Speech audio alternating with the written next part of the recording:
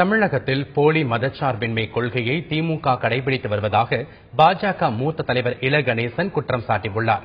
விழுப்புரத்தில் செய்தியாளர்களிடம் பேசிய அவர், திமுக காங்கிரஸ் கூட்டணிக்கு ஆதரவளிப்பதாக கிறிஸ்தவ அமைப்பின் தலைவர் அந்தோணி பாப்புசாமி அறிக்கை வெளியிட்டுள்ளதாக கூறினார். கோரிக்கைகளை நிறைவேற்றுவது தொடர்பாக கருணாநிதியுடன் ஒப்பந்தம் போடப்பட்ட பின்னரே இந்த அறிக்கை வெளியாகியுள்ளதாகவும் இல கணேசன் சுட்டிக்காட்டியுள்ளார். திராவிட முன்னேற்ற கழகத்தினுடைய மதசார்பற்ற தன்மை எத்தகையது? இது குறித்து நான் ஏற்கனவே சொல்லியிருக்கிறேன். தமிழக சட்டமன்ற தேர்தலில் திமுக காங்கிரஸ் கூட்டணிக்கு ஆதரவளிக்க முடிவு செய்து இருப்பதாக ரோமன் கத்தோலிக்க மார்க்கத்தை சார்ந்த பிஷப் கவுன்சில் அறிவித்திருக்கிறது.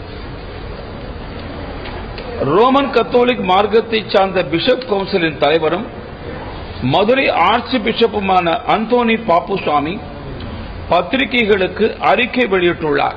இது எந்த வகையில மதசார்பற்ற தன்மை? பகிரங்கமாக ஒரு மத அமைப்பு சில நிபந்தனைகளை வைத்து ஒப்பந்தத்தில் அவர் சம்மதித்திருக்கிறார் என்று அறிக்கை தருகிறது.